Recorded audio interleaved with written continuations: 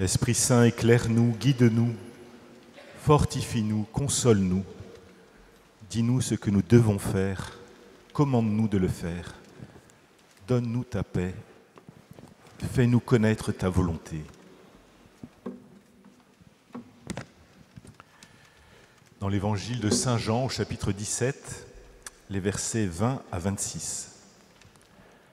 À l'heure où Jésus passait de ce monde à son Père, les yeux levés au ciel, il priait ainsi. Je ne prie pas seulement pour ceux qui sont là, mais encore pour ceux qui accueilleront leur parole et croiront en moi. Que tous, ils soient un, comme toi, Père, tu es en moi, et moi en toi. Qu'ils soient un en nous, eux aussi, pour que le monde croie que tu m'as envoyé. Et moi, je leur ai donné la gloire que tu m'as donnée, pour qu'ils soient un, comme nous sommes un. Moi en eux, et toi en moi. Que leur unité soit parfaite. Ainsi le monde saura que tu m'as envoyé et que tu les as aimés comme tu m'as aimé. Père, ceux que tu m'as donnés, je veux que là où je suis, eux aussi soient avec moi et qu'ils contemplent ma gloire, celle que tu m'as donnée, parce que tu m'as aimé avant même la création du monde. Père juste, le monde ne t'a pas connu, mais moi je t'ai connu, et ils ont reconnu eux aussi que tu m'as envoyé. Je leur ai fait connaître ton nom, et je le ferai connaître encore, pour qu'ils aient en eux l'amour dont tu m'as aimé, et que moi aussi je sois en eux.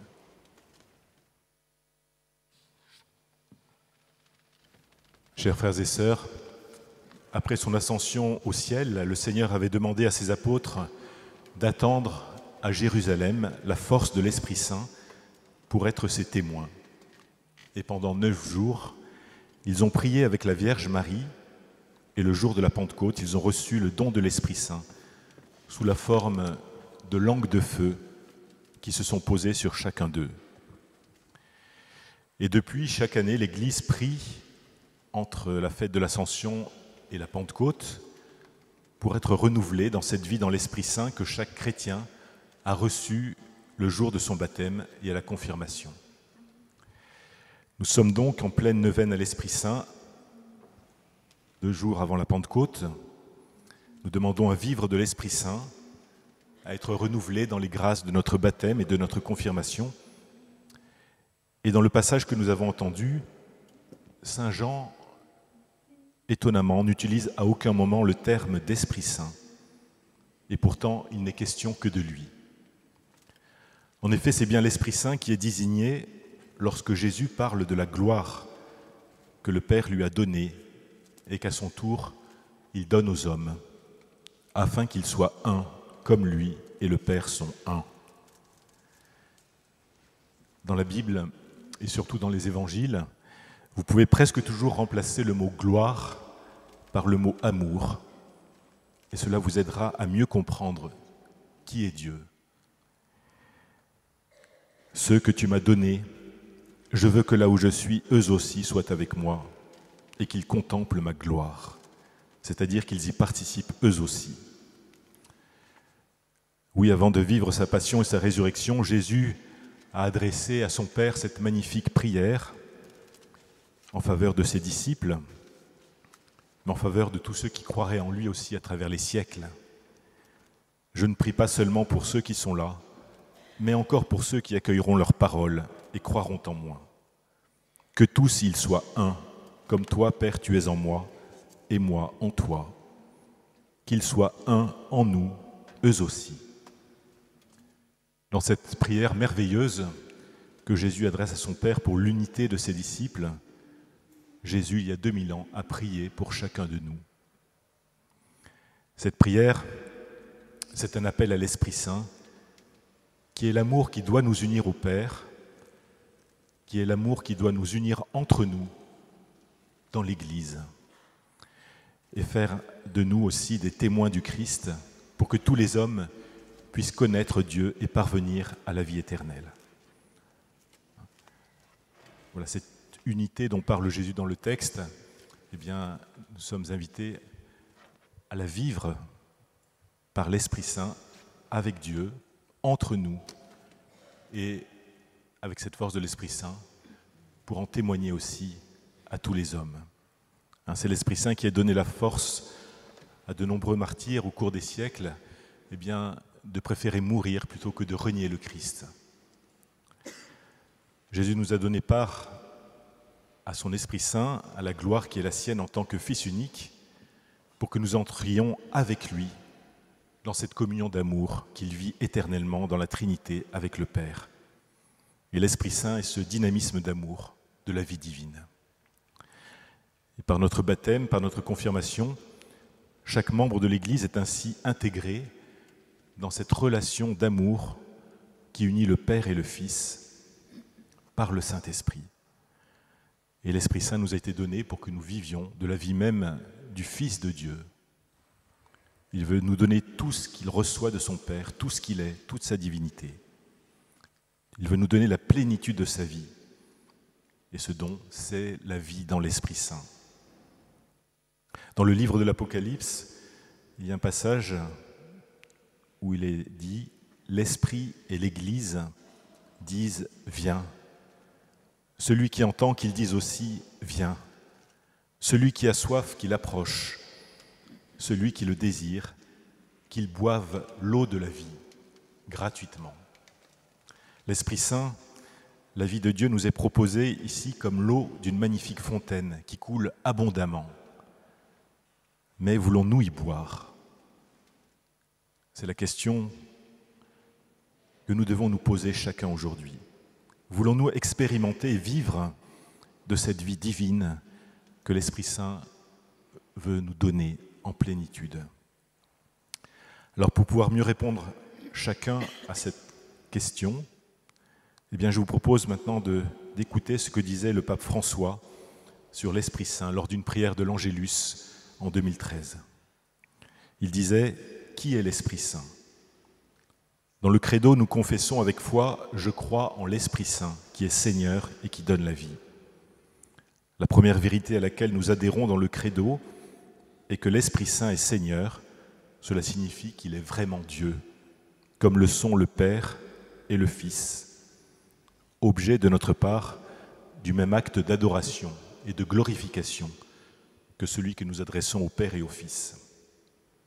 L'Esprit Saint, en effet, disait le pape François, est la troisième personne de la Sainte Trinité. Il est le grand don du Christ ressuscité, qui ouvre notre esprit et notre cœur à la foi en Jésus, le Fils envoyé par le Père et qui nous guide à l'amitié, à la communion avec Dieu. Mais je voudrais m'arrêter surtout sur le fait que l'Esprit Saint est la source inépuisable de la vie de Dieu en nous. L'homme de tous les temps et de tous les lieux désire une vie pleine et belle, une vie juste et bonne, une vie qui ne soit pas menacée par la mort, mais qui puisse mûrir et grandir jusqu'à atteindre sa plénitude. L'homme est comme un marcheur qui, à travers les déserts de la vie, a soif d'une eau vive, jaillissante et fraîche, capable de désaltérer en profondeur son désir intime de lumière, d'amour, de beauté et de paix. Et nous ressentons tous ce désir. Et Jésus nous donne cette eau vive, c'est l'Esprit Saint, qui procède du Père et que Jésus répand dans nos cœurs. Il avait dit « Je suis venu pour qu'on ait la vie et qu'on l'ait en surabondance ». Jésus avait promis à la Samaritaine de donner une eau vive, en surabondance et pour toujours, à tous ceux qui le reconnaissent comme le Fils envoyé par le Père pour nous sauver. Jésus est venu nous donner cette eau vive qu'est l'Esprit Saint, pour que notre vie soit guidée par Dieu, animée par Dieu, nourrie par Dieu. C'est ce que nous voulons dire lorsque nous disons qu'un chrétien est un homme spirituel. Un chrétien est une personne qui pense et agit selon Dieu, selon l'Esprit Saint. Et nous, est-ce que nous pensons selon Dieu? Est-ce que nous agissons selon Dieu? Ou nous laissons-nous guider par beaucoup d'autres choses qui ne sont pas vraiment de Dieu? Chacun de nous doit répondre à cette question au fond de son cœur. Et nous pouvons maintenant nous demander, pourquoi cette eau peut-elle désaltérer en profondeur? Nous savons que l'eau est essentielle à la vie. Sans eau, on meurt. L'eau désaltère, elle lave, elle féconde la terre.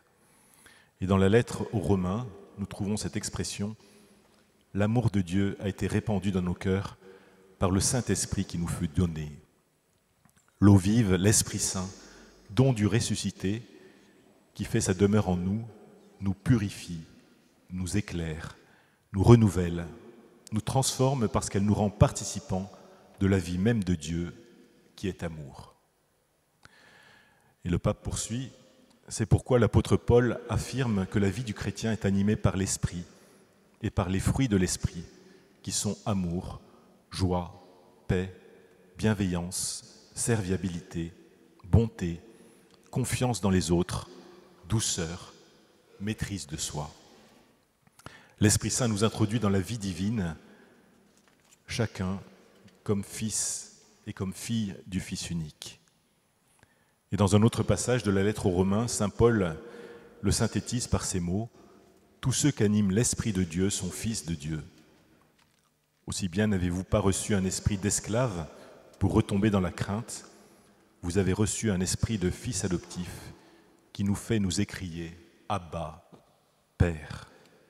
Père, l'Esprit en personne se joint à notre esprit pour attester que nous sommes enfants de Dieu, enfants et donc héritiers, héritiers de Dieu et co-héritiers du Christ, puisque nous souffrons avec lui pour être aussi glorifiés avec lui.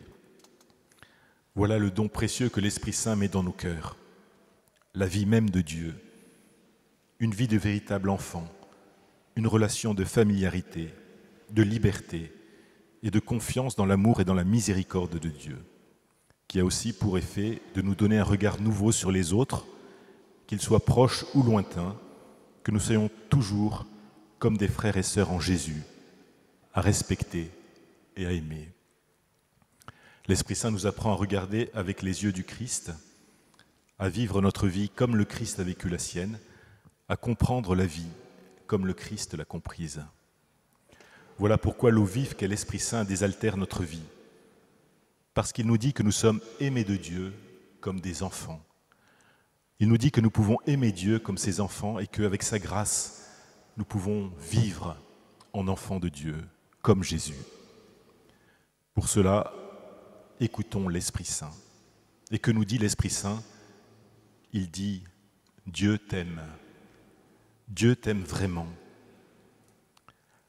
Alors laissons-nous guider par l'Esprit Saint, laissons-le parler à notre cœur et nous dire ceci, que Dieu est amour, que Dieu nous attend dans la vie éternelle, que Dieu est un Père qui nous aime comme un véritable Père, qu'il nous aime vraiment.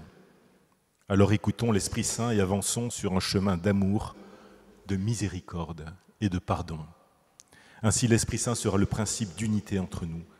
Il sera aussi pour chacun le principe d'unification intérieure qui est le signe d'une vie travaillée par l'Évangile. C'est encore l'Esprit Saint qui est chargé de conduire chaque disciple et tous les disciples ensemble à une connaissance toujours plus intime du Fils qui nous fait connaître son Père. Enfin, c'est l'Esprit Saint qui répand dans les cœurs l'amour, l'unité et la force dans les combats. Oui, frères et sœurs, tout à l'heure, Jésus, présent dans l'hostie, va passer au milieu de vous. Il vient nous donner l'Esprit Saint, qui est le grand don de Dieu, qui est la perfection des perfections. Il n'a pas autre chose à nous donner, car c'est l'Esprit Saint qui nous renouvelle, qui nous guérit, qui nous convertit, qui nous donne la vie éternelle. Alors demandons l'Esprit Saint à Jésus quand il va passer devant vous et pour vous bénir. Demandez, viens Esprit Saint, viens illuminer nos cœurs, viens faire de nous des saints et renouvelle l'Église. Amen. Voilà. Et pour vous faire comprendre comment on peut être renouvelé par l'Esprit Saint, je voudrais vous lire un petit texte du bienheureux Antoine Chevrier sur ce que c'est qu'un saint. Un saint, c'est quelqu'un qui se laisse conduire par l'Esprit Saint. Il faut que tous nous ayons ce désir d'être des saints. Antoine Chevrier disait « Un saint, C'est un homme qui est uni à Dieu, qui ne fait qu'un avec lui, qui demande à Dieu, qui parle à Dieu et à qui Dieu obéit. C'est un homme qui a tous les pouvoirs de Dieu en sa main. C'est un homme qui remue l'univers quand il est bien uni au Maître qui gouverne toutes choses. Les saints sont les hommes les plus puissants de la terre. Ils attirent tout à eux parce qu'ils ont la charité, la lumière de Dieu, la fécondité de l'Esprit Saint. Ils ont la richesse de Dieu qu'il distribue à tous les hommes. Ce sont les économes du bon Dieu sur la terre. Et il faut, disait-il, mes chers enfants, que vous deveniez des saints. Il faut que vous deveniez des lumières pour conduire les hommes dans le bon chemin. Il faut que vous deveniez du feu pour réchauffer les froids et les glacer. Il faut que vous soyez des images vivantes de Dieu sur la terre pour servir de modèle à tous les chrétiens. Oh, disait Antoine Chevrier, mes chers enfants, travaillez à devenir des saints. On ne le devient pas tout de suite, il faut y travailler longtemps et dès le commencement de la vie. C'est une grande tâche à remplir, un but bien élevé à atteindre. Seigneur, donne-nous ce désir de la sainteté